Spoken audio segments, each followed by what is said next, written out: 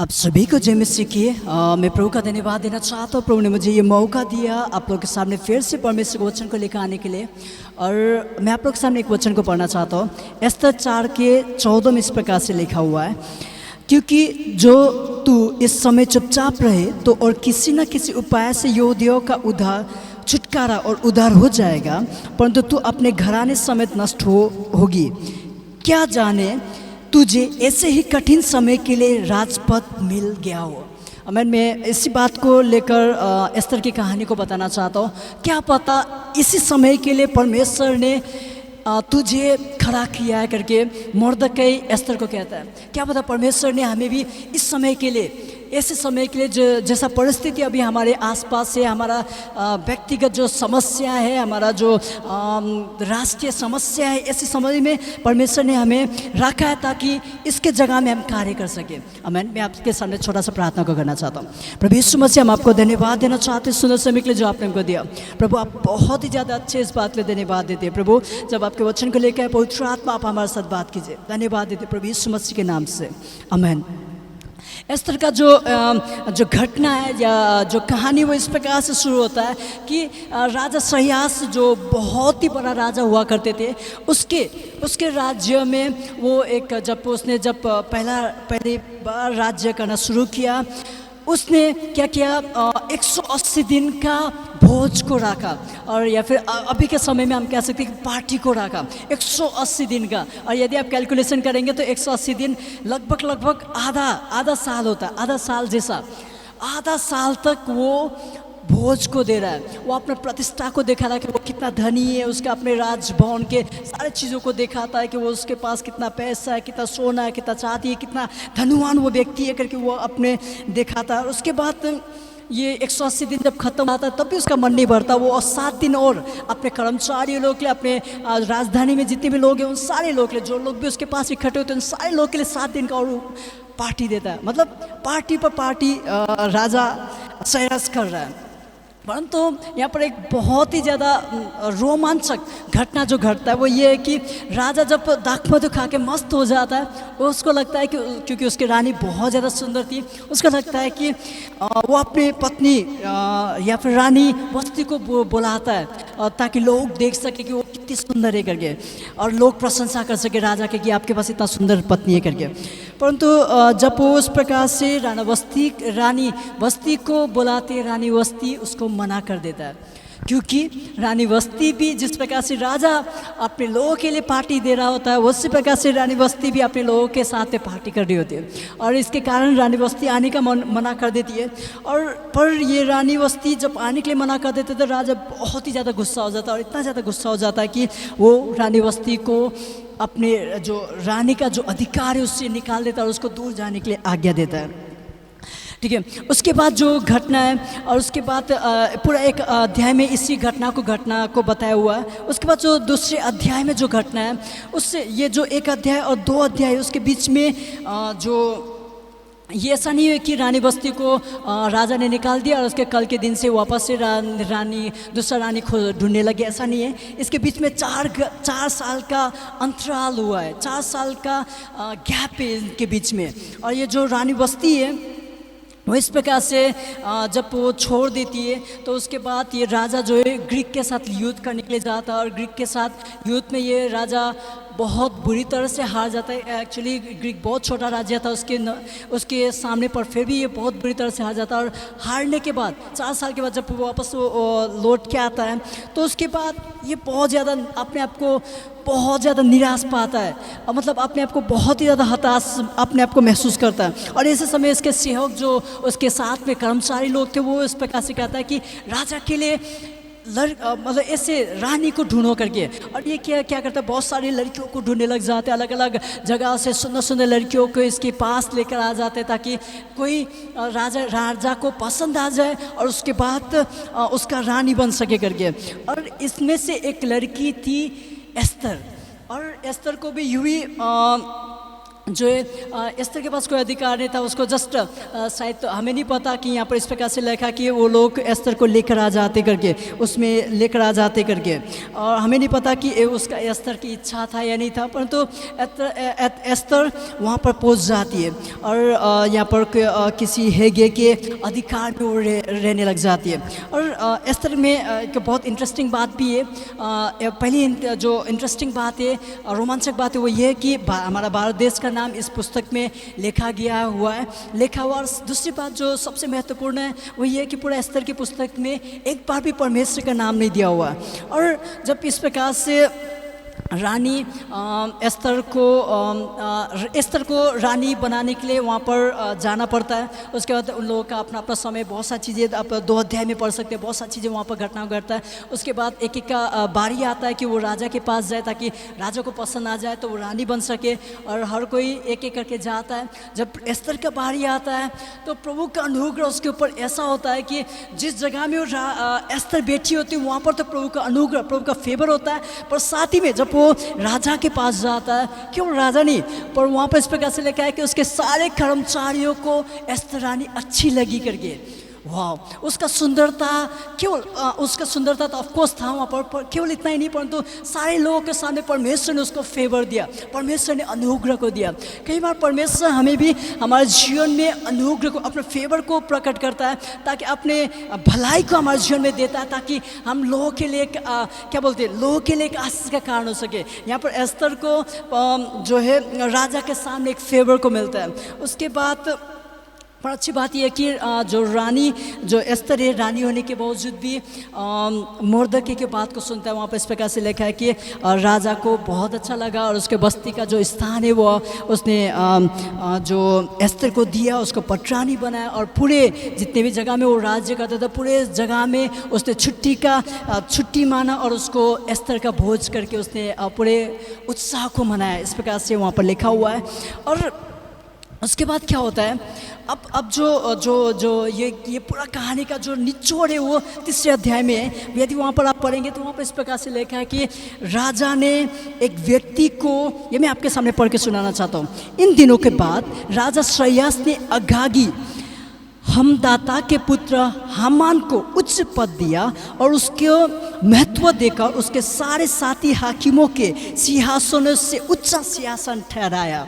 आमीन। यहाँ पर एक व्यक्ति है हामान, और उसको जो है राजा एक उच्च पद देता है, और केवल उच्च पद नहीं, उसके सारे कर्मचारियों से बढ़कर उसको आदर देता है। ठीक है, ये जो हामान है, ये हगागी हमात का पुत्र था। हगागी जो, यदि आप पहला सामुएल 15 अध्याय को पढ़ेंगे तो वहाँ पर अमानियों को राजा हगाग के संतान है ये हामान। और ये जो है जब पद में आ जाता है, और आपको पता है एमोनी हगाग जो राजा था वो एमोनियों का राजा था, और एमोनी लोग हमेशा से इजरायलियों के विरोध रहा करता था। आपको यदि घटना याद होगा तो जब ये इजरायली लोग मिस्र से निकल रहे थे उस समय, जब ये लोग थक गए थे क्योंकि दिन भर वो चल रहे थे, काफ़ी समय से चल रहे थे, उसके कारण थक रहे होते, और रात के समय में ये लोग अचानक हमला कर देते। अमनी लोग अचानक इजरायली पर हमला करते, और उसके बाद इनके जो बुजुर्ग लोग होते हैं, जो कमज़ोर लोग जो पीछे रह जाते हैं, उन लोगों को सबको मार देते हैं। उसके बाद ये तब से ये अमानी और इजरायलियों के बीच में क्या बोलते हैं, दुष्ट मतलब विरोध है हमेशा से, पहले से, बहुत पहले से। और जब यहाँ पर हम देखते हैं कि अब हामान जो है वो ये पूरे राज्य का, जहाँ पर इजरायली लोग रह रहे, उतना ही नहीं, सारे जगह का एक बहुत बड़ा आदमी हामान या एक अमोनी व्यक्ति हामान बन जाता है। और जब ये बन जाता है उसके बाद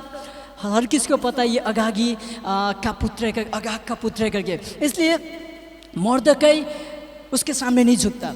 और कई बार हम इस प्रकार से सोचते क्यों नहीं झुका होगा, इतना झुकने में से क्या कौन सी बड़ी बात है। एक्चुअली ये घटना इसलिए, एक्चुअली ये जो हामान था वो अमोनी था, इसलिए अमोनी लोग से यहूदी लोग हमेशा से नफरत करते, उनके बीच में कभी बनता नहीं, इसलिए मोर्दकै उसके सामने नहीं झुका था। और ये जब नहीं झुकता उसके बाद लोग उसको ताने देने लग जाते, लोग उसको बोलने लग जाते कि क्यों नहीं दे रहा तू, उसके सामने क्यों नहीं झुक रहा, झुकने में क्या है, तू राजा क्या क्यों नहीं मान रहा। पर वो बताता कि मैं यहूदी हूँ और मैं इसको सामने नहीं झुक सकता, इस प्रकार से बहुत सारी बातें होता है। उसके बाद जो है जो उसके पास जो उसके साथ मुर्दकी के साथ वो बात कर रहे थे, वो लोग उसके विरोध में बोलने लग जाते हैं और उसको हामान को बोल देता कि ये मुर्दकी जो है वो तुझे दंडवत ही नहीं करता। और जब हामान भी देखता है कि वो सच में दंडवत नहीं करता, उसको बहुत ही ज़्यादा उसका जो ईगो वो हर्ट हो जाता है, उसको बहुत ही ज़्यादा बुरा लगता है। और उसको बुरा लगने के कारण वो ऐसा सोचता है, यहाँ पर इस प्रकार से लिखा है कि उसने केवल मुर्दकी पर हाथ उठाना अपनी मर्यादा से कम जाना, क्योंकि उन्होंने हामान को यह बता दिया था कि मुर्दकी किस जाति का है। इसलिए हामान ने सयास के साम्राज्य में रहने वाले सारे यहूदियों को भी मुर्दकी की जाति जानकर नष्ट कर डालने की नियुक्ति निकाली। आमीन। यहाँ पर देखिए कि अब हामान को केवल मुर्दकी को मारना छोटी सी बात जान पड़ रहा है। वो चाहता कि हामान के पूरे जाति को नष्ट करना चाहता, पूरे यहूदियों को नष्ट करना चाहता। और मैंने बताया कि इनके बीच में हमेशा से पहले से दुष्टता है। अब देखिए यहाँ पर अब परेशानी ऐसा इतना ज़्यादा बढ़ जाता है, हामान कैसे भी करके इस्राएलियों को नष्ट करना चाहता है। और यहाँ पर इस प्रकार से लिखा है कि उसने राजा के पास जाकर उसने पहले तो बहुत सारा उसने उसके लिए प्लानिंग किया, योजना को बनाया, किस प्रकार से यहूदियों को मारना है, कैसे करके यहूदियों को नष्ट करना है, किस प्रकार से उसने पूरा योजना को बनाया। अपने सारे जितने भी लोग थे उन सारे के साथ मिलकर उसने एक बहुत अच्छा योजना को बनाया। और योजना बनाने के बाद वो राजा के पास जाता है और राजा के पास जाके वो इस प्रकार से कहता है राजा को कि राजा, आपके देश में एक छोटा सा जाति है जो अलग अलग तितर बितर होके रहता है। वो जाति यहूदी लोग इतना बेकार है, वो राजा की बात नहीं मानते, वो किसी की बात नहीं मानते, वो केवल परमेश्वर को आराधना करते और उसके अलावा किसी की आराधना नहीं करता। मैं चाहता हूँ कि उसको नष्ट कर दे। यदि राजा की आज्ञा हो तो मैं उसको नष्ट करूँगा और इसके लिए जितना पैसा लगेगा उसका, वो इस प्रकार से बोलता है, यहाँ पर दाम भी लगा 10,000 किक्कर चांदी दूंगा। वो पैसा देने के लिए भी तैयार है राजा को कि मैं पैसा देने दूंगा ताकि इनको नष्ट कर दे। और राजा अपना अंगूठी निकाल के उसको दे देता और उसके बाद बोलता कि जैसा तू चाहता तू कर। और उसके बाद वो बहुत सारी योजना को बनाता। उसके बाद वो सारी चिट्ठियों को जितने भी भाषा, अलग अलग भाषा में अलग अलग बोली, जितना भी बोलियाँ उस 127 प्रांत में बोला जाता था, सारे बोली में भेज देता है ताकि यहूदियों को नष्ट किया जाए। अब इसको मैं थोड़ा सा हमारे जो सिचुएशन से या इसके साथ में जोड़ना चाहता हूँ। कई बार अभी फ़िलहाल ऐसा समय आ चुका है जहाँ पर लोग हर चीज़ को एंटी क्राइस्ट के साथ जोड़ते हैं। हर चीज़ को क्या बोलते हैं उसे, अंत के समय के साथ जोड़ना चाहते हैं। कुछ भी चीज़ें छोटा सा भी बात हो जाता है, वो लोग इस प्रकार से जोड़ते हैं कि अब अंत निकट आ चुका, अब संसार नष्ट होने वाला है, अब मसीह लोग को नष्ट करेंगे, लोग नष्ट करेंगे, विरोध होगा, बहुत सारी चीज़ें ऐसे जोड़ना चाहता है। परंतु मैं आपको बताना चाहता हूँ कि ये जो परमेश्वर के लोगों के जब साथ में जो विरोध है ना, परमेश्वर के लोगों के विरोध में जो क्या बोलते परसिक्यूशन है ना, वो अभी से शुरू नहीं है। जब से आदम हवा ने पाप किया तब से लेकर ही जो लोग भी परमेश्वर का भय मानते हैं उनके विरोध में लोग खड़े हो जाते हैं। और ये पहली बार नहीं हो रहा, पर हमारा ध्यान इतना ज़्यादा उस चीज़ में डाला हुआ है कि हम ध्यान ही नहीं दे पाते कि एक्चुअली परमेश्वर हमारे जीवन में क्या करना चाहता है। यहाँ पर भी ऐसा ही हो रहा है। यहाँ पर देखिए हामान ने सारी योजना को बना के रखा है, सारे चीज़ों को मर्क कर चुका है ताकि मुर्दकी को नष्ट करने के लिए नहीं, पूरे यहूदियों को नष्ट करने के लिए उसके पास योजना है। और वो अपने इस योजना में सफल होता भी देख रहे। और यहाँ पर मैं जस्ट आपका ध्यान लगाना चाहता हूँ, दिखाना चाहता हूँ। तो परमेश्वर क्या कर रहा है अपने लोगों को बचाने के लिए? परमेश्वर के पास कोई योजना नहीं है क्या? परमेश्वर आप हामान के हाथ से पूरे यहूदियों को नष्ट होने देगा? और मैं आप लोगों का ध्यान को वापस से 2 अध्याय में लेकर जाना चाहता हूँ। वहाँ पर हमने पहले से देख चुके हैं कि परमेश्वर ने एस्तर को रानी के रूप में खड़ा कर चुका है। आमीन। ये तो घटना शुरू भी नहीं हुआ था जब हामान के दिमाग में आया भी नहीं था कि यहूदियों को नष्ट करना है। हामान के दिमाग में ये भी नहीं चल रहा था कि अब समय आ गया कि यहूदियों को नष्ट करूँ, मुर्दकी के जाति को नष्ट करूँ। उससे पहले परमेश्वर के पास योजना था। परमेश्वर ने एस्तर रानी को उस जगह का रानी बना चुका था। एस्तर को एक अनाथ लड़की को उस स्थान में रख दिया था जहाँ से अपने लोगों को बचा सके। परमेश्वर के पास पहले से योजना था। तो क्या आपको नहीं लगता कि कि परमेश्वर ने हमारे लिए कोई योजना को नहीं बनाया हुआ। हम हमारा एक्चुअली हमारा ध्यान केवल नकारात्मक बातों में कि अब क्या करने वाला, शैतान क्या करने वाला, क्या होने वाला, उन चीज़ों में, इसलिए हम डरे हुए। पर यदि हमको सब चीज़ें पता होगा ना, पूरा इतिहास मतलब क्या बोलते हैं उसे, पूरा अंत के बारे में यदि हमें पता होगा ना, हम डरेंगे ही नहीं कि अंत में हमेशा हम ही विजय होंगे, क्योंकि हम विजेता से बढ़कर है, हम विजेता की ओर से लड़ने वाले लोग हैं। आमीन। मसीह लोग हारे हुए नहीं है, कमजोर नहीं है कि कोई भी आके लात मार के चला जाए, परंतु परमेश्वर ने हमें पहले से वो प्रबंध कर चुका है जिसके द्वारा हम विजेता को प्राप्त कर सके। आमीन। हर एक परिस्थिति में, चाहे कैसा भी परिस्थिति हो, चाहे वो अंत का समय, हर परिस्थिति में हम विजयी होंगे। और ये केवल पहली बार नहीं हो रहा, हमेशा से जब भी लोगों के विरोध में, परमेश्वर के लोगों के विरोध में लोग आए हुए, परमेश्वर ने हमेशा उनको विजय दिया। आमीन। और यहाँ पर इस प्रकार से देखते हैं। उसके बाद यदि आप 4 अध्याय को देखेंगे तो वहाँ पर इस प्रकार से लेकर कि मोर्दकै रोने लग जाता है, वो बिखल के अपना कपड़ा उतार देता है और उसके टाट पहनने लग जाता है और नगर के बीच में जाके चिल्लाने लग जाता है कि ओ अब हम नष्ट हो जाएंगे, अब क्या करें, डर जाता है और वो बहुत ही ज़्यादा डर जाता है। उसके बाद उसको देखने के बाद एस्तर उसको बुलाता है कि अब उसके पास नौकर को भेज के पूछताछ करता है कि एक्चुअली क्या हुआ करके। उसके बाद मोर्दकै उसको सारी बातें बताता कि एक्चुअली क्या हुआ, हामान ने उसको क्या किया, कितना पैसा देने का वादा किया है, वो सारी चीज़ें मोर्दकै हर एक चीज़ें उसको एस्तर रानी को बता देता। और एस्तर रानी को बताने के बाद एस्तर रानी उसको कपड़ा देता है कि ये कपड़ा पहन ले और रोना बंद कर करके। उसके बाद जो पहले हमने जो आयत पढ़ा था 4 का 14, वो आयत इस समय मोर्दकै उसको बोलता है। मोर्दकै बोलता है कि इस प्रकार से लिखा, मोर्दकै ने एस्तर के पास ये कहला भेजा, तू मन ही मन ये विचार ना कर कि मैं तो राजभवन में रहने के कारण और सब यहूदियों में से बची रहूंगी, क्योंकि जो तू इस समय चुपचाप रहे तो और किसी न किसी उपाय से यहूदियों का छुटकारा और उद्धार हो जाएगा, परंतु तू अपने घराने समेत नष्ट होगी। क्या जाने तुझे ऐसे ही कठिन समय के लिए राजपद मिल गया हो। आमीन। यहाँ पर मोर्दकै इस प्रकार से कह रहा है कि परमेश्वर कैसे भी करके अपने लोगों को बचा लेगा, यदि इस उपाय से नहीं तो उस उपाय से, कैसे भी करके परमेश्वर अपने लोगों को बचाना जानता है, परंतु तू अपने पूरा घराना इस समय नष्ट हो जाएगा। एक्चुअली पर क्या हम जब ऐसी परिस्थिति में हम लोग हैं, क्या आपको नहीं लगता कि परमेश्वर ने हमें तैयार किया था कि इस परिस्थिति में हम लड़ सके।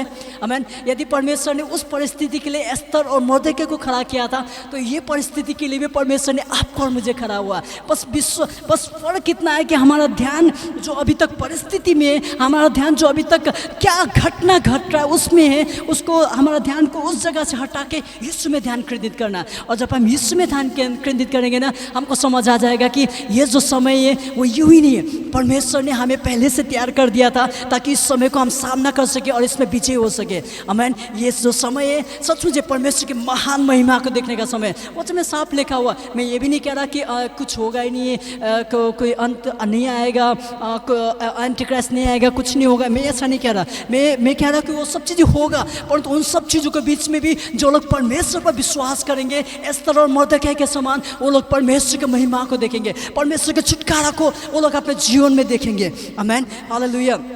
यहाँ पर इस प्रकार से लिखा है कि रानी एस्तर भी डर जाती। रानी एस्तर बोलता है कि मैं तो 1 महीना हो गया, राजा ने मुझे अब तक नहीं बुलाया, शायद मैं चले जाऊँगा तो वो मुझे मार भी सकता है। रानी एस्तर डर जाती, मोर्दकै भी डर जाता, पूरे यहूदी लोग डर जाते हैं। तो हम लोग इस प्रकार से बोलते हैं, वो लोग भी तो डरे थे, हम भी तो डर सकते हैं। मैं इस प्रकार से कहना चाहता हूँ, वो लोग पुरानी वाचा में रह रहे थे, उनके पास कोई आशा नहीं था। वो लोग इस प्रकार से प्रार्थना करते थे, प्रभु आप चाहे तो बचाइए हमें। उनके पास वाचा था, परमेश्वर के साथ वाचा था, पर उससे उत्तम वाचा हमारे पास है। उन लोग भविष्य का इंतजार कर रहे थे कि परमेश्वर, उनको पता था परमेश्वर बचाएगा, पर उनको नहीं पता था कि परमेश्वर किस प्रकार से बचाएगा। परंतु हमारे पास ऐसा नहीं है। हमारे पास हम एक उत्तम वाचा में रह रहे, हमारे पास जो वाचा का जो आधार है वो भविष्य नहीं है कि भविष्य में परमेश्वर हमें बचाएगा। हमारा जो वाचा का, हमारा जो विश्वास का आधार ये नहीं है कि बाद में परमेश्वर कुछ करेगा। हमारा जो विश्वास का जो आधार है वो पहले से हो चुका है। कल्वरी क्रूस उसमें यीशु मसीह ने जो हमारे लिए कर चुका है वो हमारा विश्वास का आधार है। यीशु मसीह ने जो हमारे लिए जो कुछ भी करना तो पहले से कर चुका है।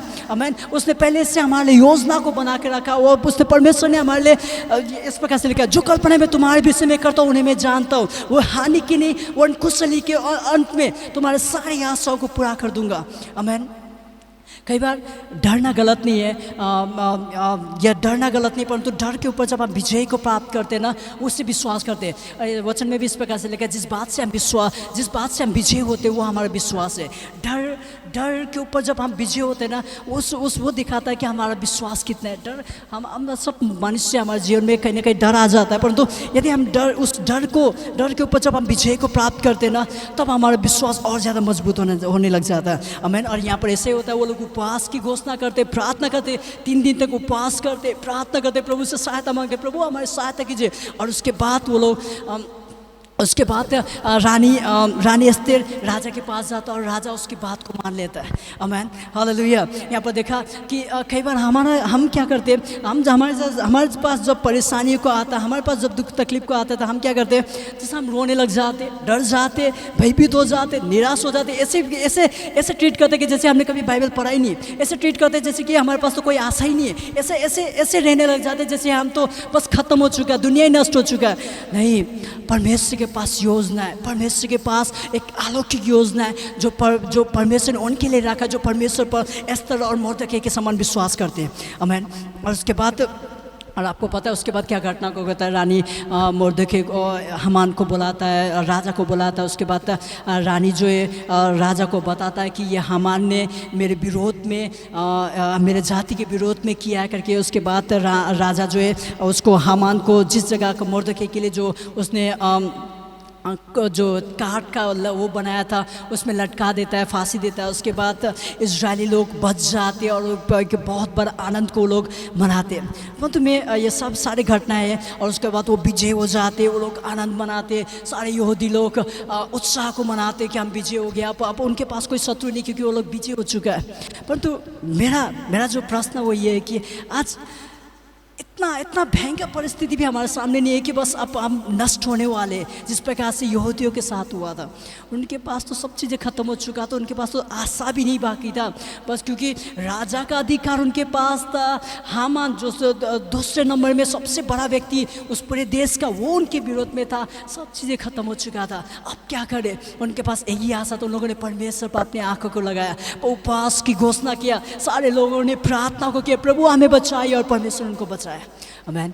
आज ऐसी परिस्थिति हमारे जीवन में, या हो सकता है कि हमारे व्यक्तिगत जीवन में, हमारा पारिवारिक जीवन में हो सकता है, या फिर हो सकता है कि रिलेशनशिप्स में, या फिर हम बहुत सारी चीज़ों से अभी गुजर रहे हैं। उन सब चीज़ों में यदि हमारा ध्यान यीशु मसीह में होगा ना, ये मोर्दकै के समान या फिर एस्तेर के समान, हम पक्का विजय को प्राप्त करेंगे। मैं फिर से उस आयत को मैं पढ़ना चाहता हूँ, उसके बाद मैं इसको बंद करना चाहता हूँ। क्योंकि ये जो वचन मोर्दकै ने एस्तर को कहा था, परंतु ये वचन हमारे लिए भी है। क्योंकि जो तू इस समय चुपचाप रहे तो और किसी न किसी उपाय से यहूदियों का छुटकारा, आमीन, मतलब किसी न किसी उपाय से परमेश्वर के लोगों का छुटकारा और उद्धार हो जाएगा। परंतु तू अपने पिता के घराने समय नष्ट होगी, क्या जाने तुझे ऐसे ही कठिन समय के लिए राजपथ मिल गया। परमेश्वर ने ऐसे ही समय के लिए हमें खड़ा किया। आमीन। वचन इस प्रकार से कहता है कि दाऊद ने अपने समय में अपने कार्य को पूरा किया, मोर्दकै ने, एस्तर ने अपने समय में अपने कार्य को पूरा किया, सुलेमान ने अपने समय में अपने कार्य को पूरा किया। मैं पिछली बार सामुएल के बारे में प्रचार किया था। सामुएल ने अपने समय में एक बहुत बड़ा बेदारी को लेकर अपने कार्य को पूरा किया। ये हमारा समय है, क्या हम अपने कार्य को पूरा करेंगे? जो परमेश्वर ने हमें जो कार्य दिया है, ये अंत के समय में जो परमेश्वर ने हमें जो अपने महिमा को प्रकट करने का जो कार्य भार सौंपा है, क्या उसको हम पूरा करेंगे? या फिर हम यूं ही निराश होकर, हताश होकर, निराश होकर बैठेंगे कि हम तो खत्म हो गए, अब नष्ट हो जाएंगे? या फिर आप विश्वास के साथ कहेंगे नहीं, परमेश्वर मेरे साथ है, मैं विजयता से बढ़कर हूँ, परमेश्वर के लिए मैं बड़े बड़े युद्धों को जीतूंगा, और ये सारी परिस्थिति से मैं पार होकर मैं परमेश्वर की महिमा को देखूंगा। निर्णय आपके हाथ में। मैं आपके सामने एक छोटा सा प्रार्थना को करना चाहता हूँ। प्रभु यीशु मसीह हम आपको धन्यवाद देना चाहता हूँ। प्रभु हमने देखा कि एस्तेर के समय में बहुत ही ज़्यादा कठिन समय था। हामान ने उनके विरोध आ चुका था, उनके पास कोई आशा नहीं था, परंतु परमेश्वर आपके पास पहले से उनके लिए योजना था। आपने उनके लिए पहले से योजना को बना के रखा था, जो ऐसा योजना जो जो जो कोई नष्ट नहीं कर सकता। प्रभु हम जानते हैं इस समय में जब हम रह रहे हमारे लिए भी प्रभु आपके पास बेहतर योजना है, एक ऐसा योजना जिसे कोई भी शैतान नहीं रोक सकता। प्रभु रब्बा संदूर धन्यवाद देना चाहते उस योजना के लिए जो आपने हमारे लिए बना के रखा। प्रभु हम जानते हैं ये समय प्रभु आप महान कार्य को करने जा रहे हैं और प्रभु अपने लोगों को प्रभु आप खड़ा कर रहे इस बात में धन्यवाद देते प्रभु यीशु मसीह के नाम से आमीन। मैं आशा करता हूँ कि आप लोग को ये वचन समझ आ गया होगा और मैं आशा करता हूँ कि आप लोग सचमुच उस महिमा को जो परमेश्वर प्रकट करने जा रहा है अंत के समय में, जो महिमा को परमेश्वर देने जा रहा है उसका भागीदारी आप होंगे। आमीन। प्रभु आप सबको आशीष दे। और मैं आप लोग को धन्यवाद देना चाहता, साथ ही नसीम को धन्यवाद देना चाहता जो सारा एडिटिंग ये सब चीज़ें कर रहा है। प्रभु उसको भी बहुत ऐसे आशीष दे। आमीन।